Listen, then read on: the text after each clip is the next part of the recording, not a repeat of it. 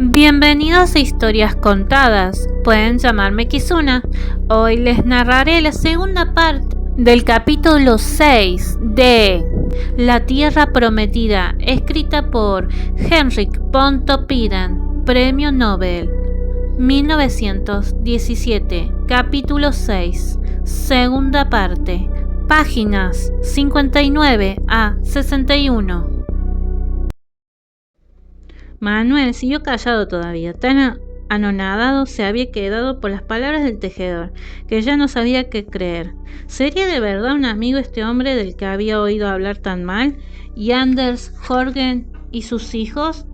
¿No estarían estos de acuerdo con él? Casi estaba seguro de ello. Por casualidad sorprendió la tensa y expectante expresión con que en aquel momento le estaba mirando la joven, como si con su mirada quisiera arrancarle de los labios la respuesta. Temiendo perder por completo el dominio ante aquellos extraños que evidentemente estaban esperando una manifestación decisiva, se levantó para despedirse, disculpándose torpemente de que no tenía tiempo para seguir la conversación. Tomó el sombrero y el paraguas. Le fue dando la mano en medio del profundo silencio de los campesinos. Cuando abandonó el cuarto, ninguno le siguió. Desde que Manuel se había hecho mayor, había oído hablar muy poco de su madre. En general, acerca de ella sabía muy poco más lo que había visto por sí mismo, pero mientras la tuvo en este mundo había experimentado la sensación de que en la juventud de su madre había habido algo que la familia trataba de ocultar cuidadosamente. Para él, ese pasado estaba envuelto en una nebulosa. Sus amigos y compañeros de la juventud, después de la desgraciada muerte de la madre, ni siquiera se atrevían a aludir a ella estando él presente. Incluso él mismo había sentido un temor natural de hablar de ella, sobre todo al ver que su padre y los demás parientes mantenían un silencio inquietante en todo lo que se refería a la muerta. Únicamente una vez una tía muy anciana que vivía en un convento le dijo en un momento de excitación que Manuel jamás olvidaría que su madre había faltado gravemente a su condición social. Pero ahora las palabras del tejedor y los retratos que colgaban de la pared de la habitación campesina le hicieron ver con más claridad la extraña y monótona vida de su madre en la casa del padre. Volvió a verla con el pelo levantado, con un modesto vestido negro que a veces, siendo él un jovencito, le había hecho avergonzarse un poco porque apenas se parecía en algo al vestido de las demás señoras, las cuales siempre se sentían un poco deprimidas por la presencia de ella. Recordaba el cuarto privado de su madre, que ni siquiera se parecía a las demás habitaciones, en el que ella se encerraba días enteros sin querer recibir a nadie.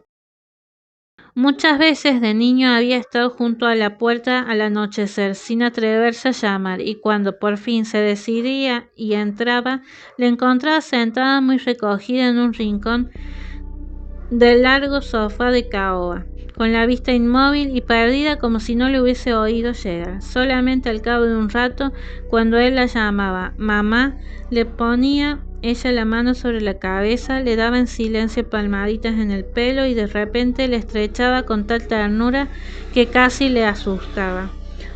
O le sentaba sobre sus rodillas y se ponía a contarle leyendas y aventuras de guerreros e hijos de reyes que bajo la bandera de Cristo se iban mundo adelante a luchar por la verdad y el derecho. Relatos estremecedores que largo tiempo después aún le mantenían encendidas las mejillas y no le dejaban dormir de noche, mientras antes él desfilaban guerreros de cascos dorados y frailes descalzos. Recordaba también que sus dos hermanos visitaban menos a su madre en esta habitación, quedándose dormidos con las cuentas. Eran más pequeños y se encontraban más a gusto en el bonito cuarto de lectura de su padre, donde había libros ilustrados y un gran globo terráqueo. Por esta razón los criados le llamaban los señoritos, mientras que a él le aplicaban el nombre peyorativo de el chico de la señora. ¿Cuántas veces después de la muerte de su madre sintió la intensa amargura de verse solo e incomprendido en la casa de su padre? Tan absorto iba en sus recuerdos de la infancia durante su camino de regreso a la orilla del mar, que perdió por completo la noción del tiempo y del espacio. Cuando, por fin, llegó a la casa parroquial, vio asustado que ya habían empezado a venir los invitados y que tenía que darse prisa en cambiarse de ropa para no llegar tarde a la mesa.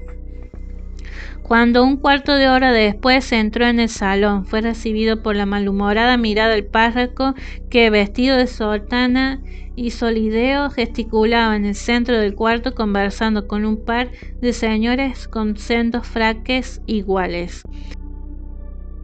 Se habían reunido allí más de 20 personas, 3 propietarios de la parroquia, el viejo maestro Mortensen, el veterinario Agerbol y el comerciante Billing, todos con sus esposas, que llevaban vestidos de seda, 6 campesinos de Belgby con sus mujeres y el joven maestro auxiliar Johansen. De Skibberup no había nadie, faltando también representantes de los pequeños propietarios de Belgby, los cuales, siempre muy adictos, habían sido cogidos repetidas veces, con gran perjuicio para Tonnesen como oyentes del tejedor Hansen. 2 de estos propietarios eran tipos altos y fuertes, parecidos entre sí como 2 hermanos, sin serlo. El tercero era gordo y bajito, con cara de pocos amigos, colorada, que servía de asiento a 2 ojos pálidos y saltones que parecían un par de huevos estrellados nadando en una especie de grasa. En su mandíbula inferior, que sobresalía media pulgada de la parte anterior de la cara, crecía una mancha de barba gris que le bajaba por el enorme costal del mentón, que colgaba sobre el cuello como una barriga llena de pliegues. Con sus cortos brazos a la espalda andaba dando vueltas junto a la puerta del comedor, gruñendo en voz baja y mirando su reloj a cada momento.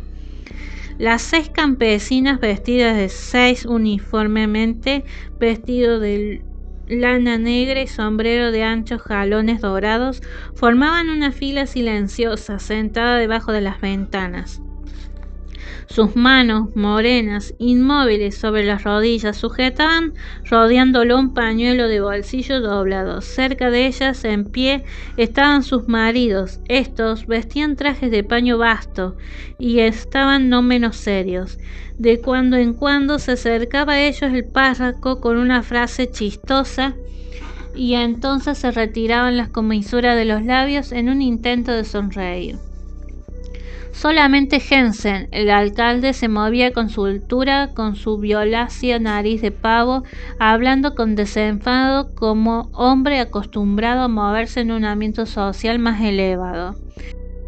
En las butacas que formaban un círculo en torno de la mesa redonda estaban sentadas las señoras, con sus largas colas de seda extendidas sobre el piso alfombrado. Mantenían una charla inagotable, en la que todos hablaban de tal modo que nadie sabía ni lo que decían ni lo que contestaba. Entre todas se distinguía de una manera especial por su charla una de las propietarias, alta como un guardia, con vestido de satén verde con encajes blancos, la cual había regresado recientemente de un viaje a Copenhague y no se cansaba de contar lo que había visto y hecho. La única que no hablaba era la señora de Agerbol, que miraba con ojos perdidos y gesto distraído, como si sus pensamientos no hubiesen podido aún apartarse de la casa y de los hijos.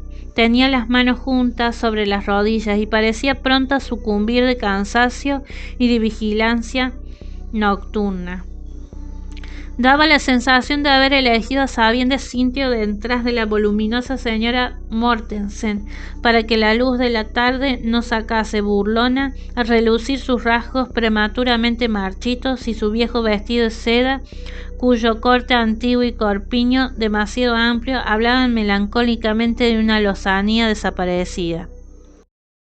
Si te está gustando la historia, no te olvides de suscribirte, activar la campanita, dejar un like y un comentario. Gracias por prestar atención. Continuamos con el audiolibro. De cuando en cuando dirigía una mirada preocupada a su marido, que se había acomodado delante de la estufa mirando desde allí a su alrededor con aire de desafío, como si quisiera negar que el olor a gasolina que en torno de él esparciera procedía de su levita reluciente. Había llegado a su casa ya muy entrada la mañana. Desde la noche anterior había estado en un bautizo, en casa de un campesino de una de las parroquias vecinas, y por las manchas rojas oscuras que presentaba su cara en las zonas desprovistas de barba se veía claramente que el niño no había sido bautizado solamente con agua. Aislado junto al piano de cola, el joven maestro auxiliar, Johansen, estaba sentado en una postura estudiada, pierna sobre pierna, de modo que la primera solo tocaba ligeramente el suelo con la punta del zapato. En una mano tenía un guante blanco y entre el chaleco y la pechera de la camisa un pañuelo. Johansen, que había llegado a la parroquia casi al mismo tiempo que Manuel, se había convertido inmediatamente, al contrario de este, en el león de Belgby. Su pelo, largo y oscuro, que en las ocasiones solemnes llevaba completamente rizado, su cara de actor, gorda, pálida y lampiña, sus trajes de ciudad y su figura le habían facilitado durante el invierno el acceso incluso a las casas de los propietarios, y no se veía nada improbable que una de las señoritas de la comarca le regalase algún día algo más que su admiración. Poco después de la llegada de Manuel se abrió la puerta del comedor y Rangilda rogó a los invitados que pasasen. Llevaba un vestido de seda negra con grandes hojas de palmera, color aurora, y una blusa de encaje transparente en la parte superior del pecho y en los antebrazos. Ceñía su alto y esbelto cuello con una cuadrúpeda y fina capa de oro, que terminaba por delante en un cierre de ópalo. Sobre su moño rojo oscuro lucía una peineta de concha de tortuga.